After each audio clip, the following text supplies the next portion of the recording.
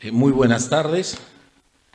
Mi saludo en nombre del Consejo de Ministros y comparecemos ante la prensa en la tarde de hoy para hacerles saber los importantes acuerdos que hemos adoptado en la sesión del Consejo de Ministros que acaba de culminar. El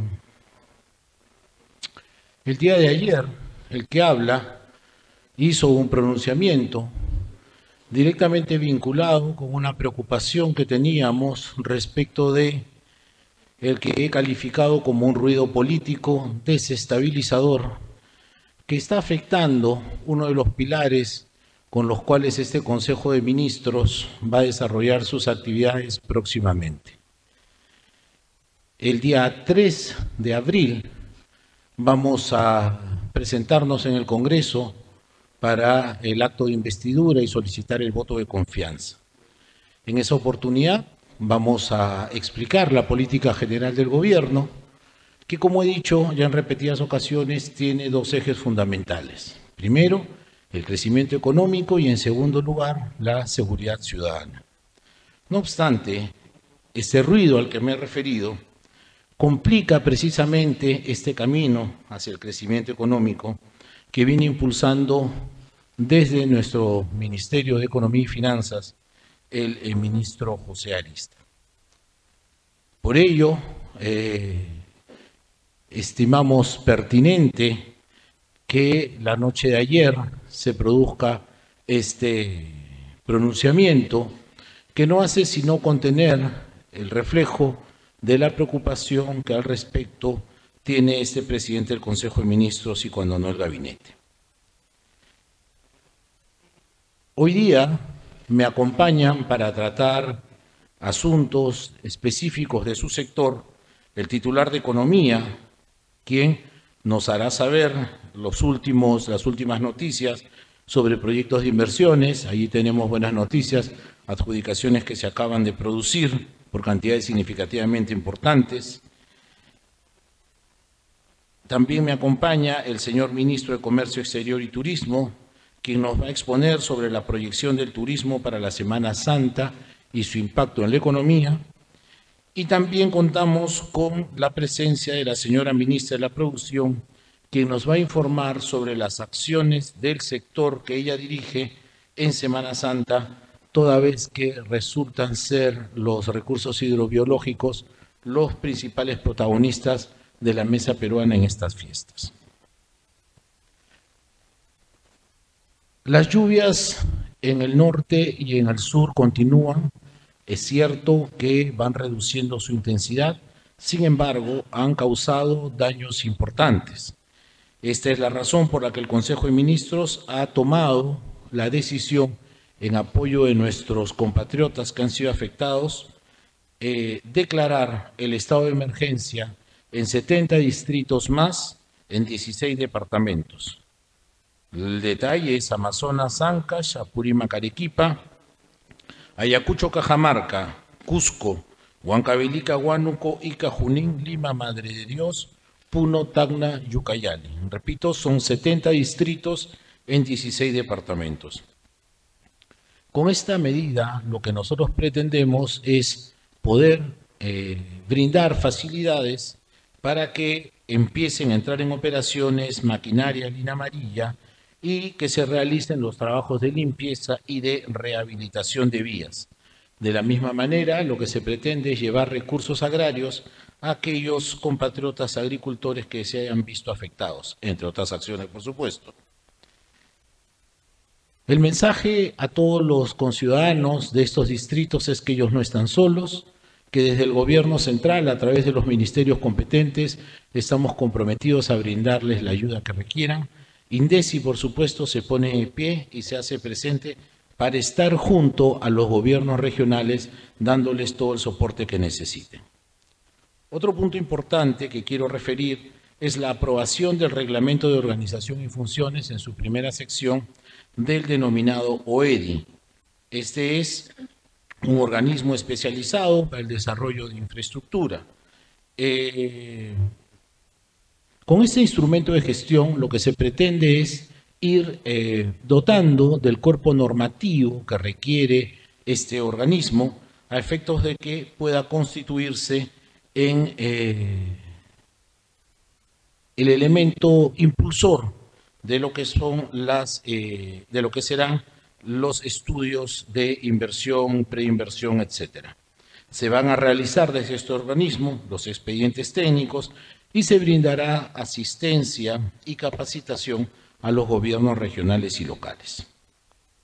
Por otro lado también, y esta es una noticia muy importante, hace unos minutos en el Consejo de Ministros hemos aprobado el proyecto de decreto supremo que aprueba la Política Nacional de Calidad al 2030.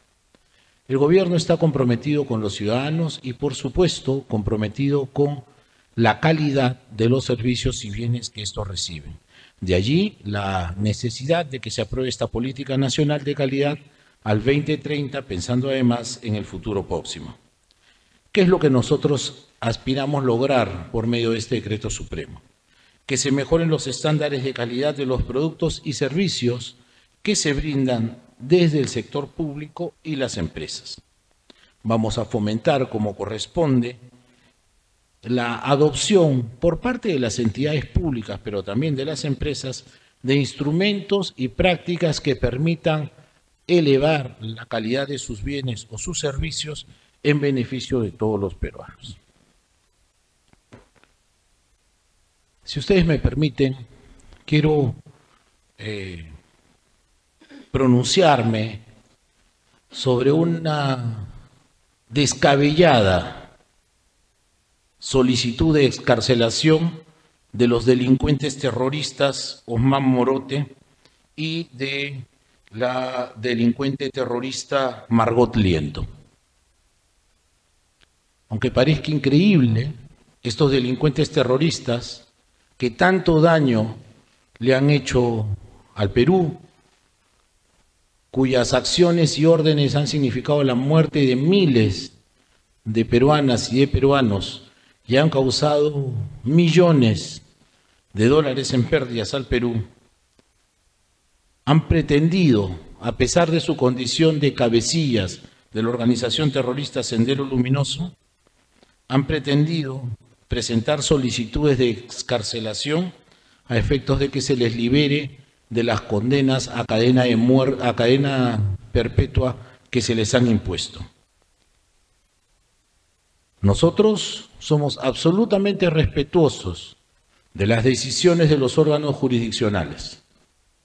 Sin embargo, en este caso concreto, que ofende la memoria de los miles de peruanos y peruanas fallecidas, no podemos guardar silencio. Y por el contrario, el gobierno de la presidenta Dina Boluarte alza su voz y advierte que durante esta gestión gubernamental ningún delincuente terrorista será liberado por ninguna razón. Reitero, ningún delincuente terrorista será liberado durante la gestión gubernamental que dirige la presidenta Dina Boluarte.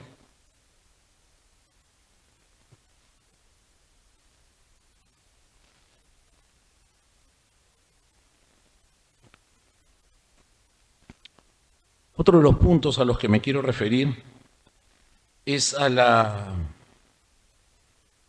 posición que ha adoptado el Consejo Directivo de la Asamblea Nacional de Gobernadores Regionales. Hemos leído con preocupación un comunicado inmerecidamente violento, ofensivo, dirigido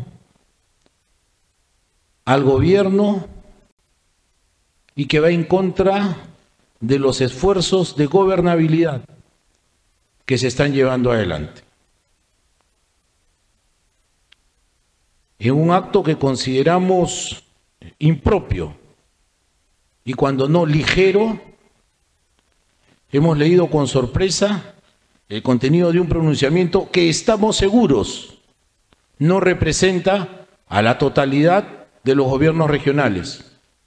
Muy por el contrario, estamos seguros que la gran mayoría de gobiernos regionales están convencidos del esfuerzo que día a día se está haciendo codo a codo a su lado para solucionar los grandes problemas que tenemos en las regiones.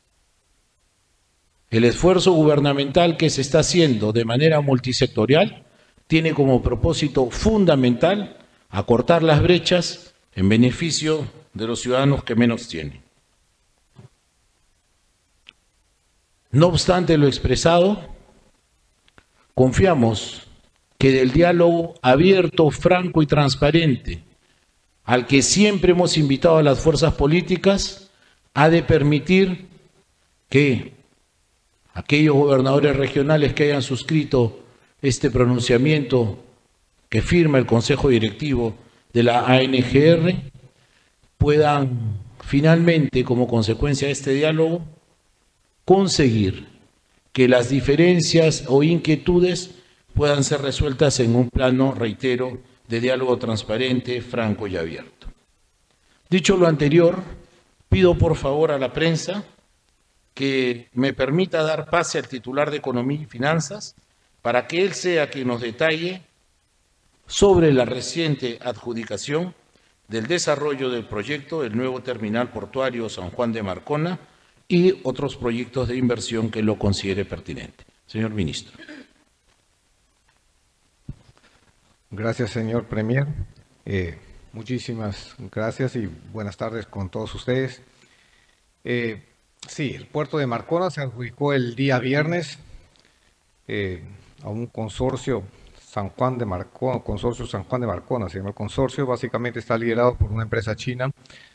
Esta adjudicación se hizo por un compromiso de inversión de 404 millones de dólares. Estará disponible en 5 años, beneficia a 5 distritos, más o menos unas 60 provincias y un aproximado de 280 distritos. Lo que va a permitir este puerto es que todos los minerales de Marcona, de Pampa del Pongo y otros centros mineros ya no tengan que ir hasta Moquegua, sino van a salir a través de este puerto. Eso significa una gran economía y eso significa también un progreso para toda esta zona de Marcona, sobre todo donde se plantean grandes proyectos de inversión adicionales o complementarios. Paralelo a ello, evidentemente, esto que significa empleo, más o menos unos 1.500 puestos de trabajo directos y unos 5.000 puestos de trabajo indirectos, o sea, un total de cerca de 6.000–7.000 puestos de trabajo durante más de 5 años, ¿no? Otro proyecto importante que quiero anunciarles es que en la primera semana de abril posiblemente se está adjudicando el gran anillo vial periférico de Lima, que uniría desde Callao hasta San Borja, un recorrido total de cerca de 34.8 kilómetros. Esta adjudicación se haría por un total de 3.400 millones de dólares y la verdad es que este proyecto sí cambiaría sustancialmente todo el panorama vial de Lima, porque permitiría ahorrar tiempo en el trayecto desde San Borja hasta el Callao. El tiempo de trayecto se estima más o menos a una velocidad de 80 kilómetros por hora. Y esto generaría un empleo también de aproximadamente puestos directos de trabajo de 10.000 puestos de trabajo directos. Entre otros beneficios, se plantea que este proyecto demoraría aproximadamente su construcción alrededor de 4 a 5 años y comenzaría ya a finales de este año, ¿no? Ese es un proyecto, como les digo, gigantesco de 3.400 millones de dólares y que en verdad Lima la necesita enormemente. Va a permitir unir aproximadamente 11 distritos en todo este recorrido. Entre otros proyectos, para el segundo trimestre nosotros pensamos adjudicar la longitudinal de la sierra, pensamos adjudicar también una planta de tratamiento de residuos en Puno, en Madre de Dios, una petara en Madre de Dios, el tren que une Huancayo, Huancavelica. En total, todo este año, todas estas adjudicaciones deben sumar aproximadamente 8.000 millones de dólares. ¿Verdad? Estamos contentos, ya van, si es que logramos la adjudicación que vamos a hacer la primera semana de abril, cerca ya de 4.000 millones de dólares, ¿no? En lo que respecta a la economía, febrero viene bien, pensamos tener un crecimiento entre 2.5 a 3%, de acuerdo a algunos indicadores líderes que tenemos. La inflación también está caminando bien, pensamos que en el rango, debemos terminar el año en el rango entre 2 a 3%, ¿no? Entre otras variables que son de competencia del Ministerio, la inversión privada este mes ha crecido bastante bien, estamos por encima de 2% y la inversión pública por encima del 8%, ¿no? Entonces, todos estos elementos, la verdad es que nos alegran y yo creo que la reactivación se está cristalizando cada día que pasa. Muchísimas gracias. Muchas gracias, ministro. Nos preguntaban sobre acciones concretas, ¿no? Y sí, el puerto de Marcón es una realidad, más de 400 millones, y el anillo vial de Lima Metropolitana también lo será. 3.400 millones, son 3.800 millones, señores. 3.800 millones, con una expectativa para el siguiente semestre aún mejor. Permítanme ahora dar pase al señor ministro de Comercio Exterior y Turismo, quien expondrá la proyección del turismo para Semana Santa y su impacto en la economía. El señor Juan Carlos Matios. Muchas gracias, Premier. Apreciados periodistas, en distintas oportunidades siempre he querido relevar lo que significa el turismo para el país. Hay tres indicadores que siempre destaco: una fuerte participación de micro y pequeña empresa, un efecto descentralizador importante y sobre todo generación de empleo de impacto, es decir, 1.200.000 puestos de trabajo dependen directamente de la actividad turística. El comportamiento que ha tenido el turismo en el último año, el 2023, que ha sido un año difícil por fuera y por dentro, por fuera con una desaceleración de la economía mundial, con recesión en algunas economías importantes como Italia, Alemania, y a la interna por todos los problemas que sabemos desde el arranque del año. A pesar de esas situaciones, la resiliencia del sector turismo se reflejó en un crecimiento del turismo receptivo, el turismo que viene del exterior, que pesa 45%, de cerca de 25%, y el turismo interno creció aproximadamente 30% al cierre del 2023. Como bien menciona el Premier, es importante tener una perspectiva de este 2024. Vamos creciendo más o menos al doble ritmo del año pasado de lo que va en el primer trimestre, y las expectativas en esta Semana Santa, que es siempre una fecha icónica porque esa fecha o esas fechas, digamos, más la de fiestas patrias, son los indicadores de cómo se mueve el turismo interno en el país. Estamos estimando que se van a movilizar 1.400.000 personas. Eso significa más de 17% con respecto al año pasado. Hasta hace poco hablamos de 12.5, 11.8, pero hacemos mediciones permanentes en función del impacto que tienen las campañas. Y en materia de impacto económico son 195 millones de dólares. Eso es más de 20% de lo que registramos el año pasado. Eso significa claros indicadores de recuperación. Y eso es lo que estamos viendo en todos los casos, porque el esfuerzo se hace trabajando desde el Estado a distintos niveles, siempre con gobiernos regionales, con gobiernos municipales y en permanente interacción con el sector privado, en lo que significa desarrollo de oferta exportable, campañas promocionales y desarrollo de infraestructura. Solamente, y para cerrar, el día de mañana en Cajamarca se está haciendo la presentación de una de las obras que ha sido trabajada con recursos del Plan Copesco, es los baños termales de Cajamarca, los baños del Inca, que han tenido una modernización con acceso, con iluminación, nuevos pisos, que eso pone como un centro de turismo súper atractivo. Son 20 millones de soles lo que se ha invertido ahí. Y de acá a junio, para que tengan una idea de cómo se va reflejando el resultado del trabajo de meses atrás, se entregarán 6 obras. Esa es la primera de 6. La sexta va a ser entregada a mitad de junio, que es una obra en Ucayali, frente a Yarinacocha, que es un bulevar espectacular que está prácticamente terminado y para esa fecha terminado definitivamente, ¿no? Muchas gracias.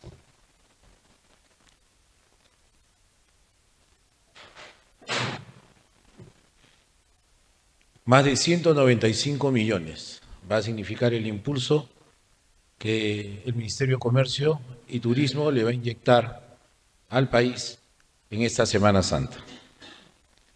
Me corresponde ahora dar pase a la señora ministra de la Producción, que nos informará sobre las acciones de su sector, precisamente en esta Semana Santa, donde uno de los grandes protagonistas de la mesa peruana son los recursos hidrobiológicos. Ana María, adelante. Muy buenas tardes, señores periodistas. Como todos sabemos, es tradición en la población peruana que el consumo de pescado se incremente el expendio en esta Semana Santa. Lo que tenemos que ver es, de acuerdo a las proyecciones del Ministerio de la Producción, es que esta proyecta su demanda para alcanzar en pescados y mariscos frescos algo de 8.400 toneladas, lo que impulsa el crecimiento del consumo en 3.6% si lo comparamos con el del año anterior. ¿En qué se sustentan estas proyecciones? Se sustentan sobre todo en estos productos hidrobiológicos, en la pesca, por ejemplo, como las especies como la caballa, va a haber abundancia de bonito, abundancia de dorado o perico y también otros pescados como la merluza, con límites de captura establecidos para garantizar su sostenibilidad. En estos días hemos estado en los principales terminales pesqueros de Villa María del Triunfo, por ejemplo, y esta mañana estuvimos en el de Ventanilla. ¿Qué es lo que hacemos? Junto a Sanipes. Nosotros lo que queremos es garantizar, queremos ofrecer a todos los hogares peruanos la garantía sanitaria que necesitamos en cuanto a salubridad, en cuanto a inocuidad de estos productos hidrobiológicos, que estos cumplan con toda la normativa, la señalética y todo lo que Sanipes resguarda en su función principal. ¿Cómo va a impactar el consumo del pescado durante la Semana Santa? Va a impactar directamente a más de 80.000 pescadores artesanales y a más de 30.000 acuicultores. ¿Qué genera? Genera empleo, ingresos y fortalece además, sobre todo, y eso es algo lo más importante, la seguridad alimentaria regional. Por otro lado, tenemos otro programa, el programa Comer Pescado, porque no basta, la función del Ministerio de la Producción no basta con ir, supervisar y estar allí. Aparte, debo decir también que en el terminal de Ventanilla estamos capacitando en estos temas, sobre todo para todo lo que signifique garantizar la inocuidad y la salubridad de estos productos a 1.000 trabajadores. Ya casi hemos avanzado con el 30%, los otros 700 siguen en estas semanas y no se trata solamente de otorgar o de brindarles una charla, sino más bien de que esto culmine en la acción inmediata que significa lograr la mejora, tanto de los servicios como de la infraestructura y la logística que deben tener estos terminales pesqueros. Y para seguir fortaleciendo el consumo de productos hidrobiológicos a nivel nacional, el Ministerio de la Producción, a través de su programa Comer Pescado, en Semana Santa, realizará más de 160 ferias de promoción de pescado fresco, denominada Mi Pescadería. Vamos a llegar a 25 regiones. Tenemos programadas 2.600 pescaderías y lo más característico de este programa es de que llegamos a todas las zonas más alejadas del país, a las poblaciones más vulnerables. Ahí vamos, lo llevamos con los carros frigoríficos que tenemos y ponemos al alcance de estas poblaciones el pescado. Pero ahí tenemos un doble objetivo, queremos un Perú sin anemia. El consumo del pescado es el que nosotros estamos promoviendo y con estas acciones, por ejemplo, de Semana Santa, en estos 160 ferias, vamos a movilizar 200 toneladas de pescado marítimo y continental. Estoy hablando del pescado de mar y de río, de alto valor nutricional, y vamos a beneficiar a más de 80.000 familias además. Entonces, creemos nosotros que si brindamos esa seguridad sanitaria que necesitamos nosotros tener para poder consumir estos productos hidrobiológicos, entonces estamos cuidando la salud de todos los peruanos. Muchas gracias.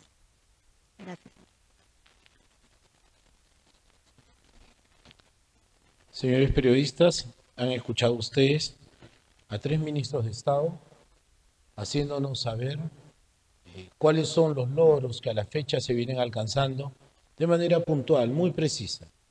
En los últimos 7 días estos son los resultados y además nos estamos proyectando a lo que será la venida de la Semana Santa. Quedamos a disposición de ustedes para que puedan formular las preguntas que consideren pertinentes. Adelante. Así es. Primera pregunta a cargo de Mari Carmen García, de Willax Televisión. ¿Cómo está? Buenas tardes, ministros, Premier. Quisiera, por favor, si nos podría responder si ya existe una explicación respecto a cómo se perdió este cuaderno de ocurrencias de la vivienda de la presidenta Dina Boluarte, y si también ya existe una explicación sobre el origen del reloj o relojes de la presidenta Dina Boluarte, que ya ha provocado el inicio de una investigación por parte de la Fiscalía. Muchas gracias. Voy a responder a la pregunta.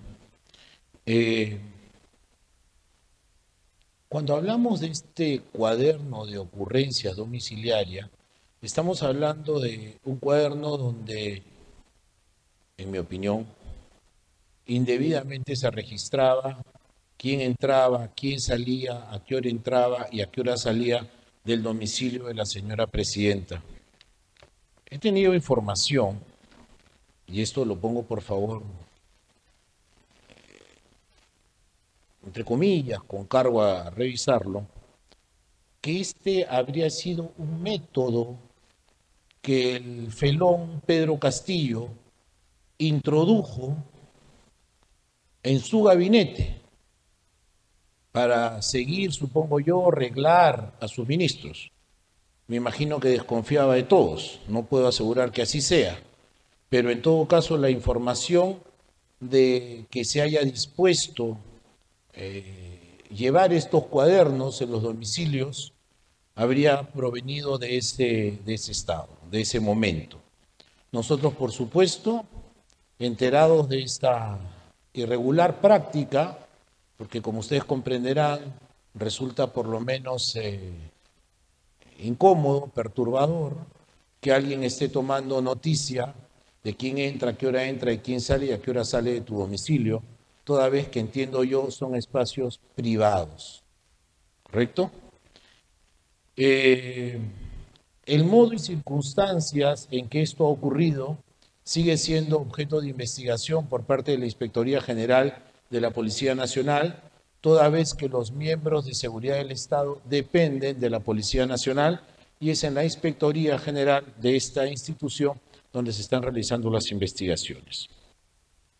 Con relación al origen de los relojes, presumo que usted se refiere a aquel inicio de indagaciones preliminares que se sigue ante el Ministerio Público por la presunta comisión de los delitos de enriquecimiento ilícito y además de omisión de declaración jurada. Esto ahora se encuentra ya en sede fiscal y es allí donde se darán todas las explicaciones, pero yo estoy en condiciones de poder repetir que me parece insólito que se hable de un desbalance patrimonial cuando ya se han hecho análisis puntuales del patrimonio de la señora presidenta y no se ha encontrado ningún desbalance. Siguiente pregunta, por favor. Sí, pregunta de Omar Coca, de Exitosa. Premier, ministros, buenas tardes. Estamos en vivo para Exitosa. Hacerle la pregunta, dos en sí. La primera, la Autoridad Portuaria Nacional, a través de la Procuraduría Pública del MTC, presentó una demanda administrativa para declarar la nulidad del acuerdo que otorga al consorcio COSCO Shipping la exclusividad de la explotación de los servicios esenciales en el puerto de Chancay. ¿Cómo va ese proceso o qué explicación nos puede dar? Porque prácticamente es el Estado versus el Estado.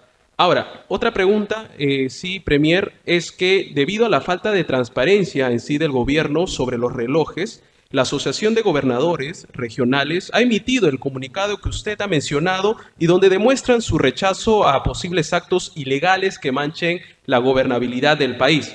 ¿Considera usted, ministro, que ya es hora de decirle a la ciudadanía de dónde sacó la presidenta estos relojes públicamente, claro? Gracias. Voy a responder a las preguntas. Con relación a la Autoridad Portuaria Nacional y a este recurso interpuesto por los procuradores, quiero informar en primer lugar que los procuradores son autónomos, ¿ok? Desde el gobierno mal haríamos en pretender influenciar o digitar lo que los procuradores sostengan. Por otro lado, no es preciso que se trate del Estado contra el Estado. Recordemos, por favor, que el consorcio COSCO Volcan, ¿verdad? Es un consorcio privado, ¿eh? Entonces, es en esa línea donde se tendrá que resolver esta instancia. Permítame que lo confiese, no conozco el expediente, mal haría yo en pronunciarme sobre aquello. Con relación a su afirmación en la que usted sostiene que habría falta de transparencia por parte del gobierno y refiere la existencia de un comunicado al que yo me había referido hace unos momentos, emitido por la Asamblea Nacional de Gobiernos Regionales. Yo estoy en condiciones, por favor. Acabamos de recibir información de este comunicado firmado por 18 gobernadores regionales. 18 gobernadores regionales, cito: Manuel Gambino Rupay, Luis Otsuka Salazar. Repito, voy a decir las regiones a las que pertenecen, permítanme. César Acuña Peralta, gobernador regional de La Libertad. Antonio Pulgar Lucas, gobernador regional de Huánuco. Sósimo Cárdenas Muge, gobernador regional de Junín. Luis Torres Robledo, gobernador regional de Tacna. Luis Neira León, gobernador regional de Piura. Jorge Carlos Hurtado Herrera, gobernador regional de Ica. Leoncio Guayani Taipe, gobernador regional de Huancavelica.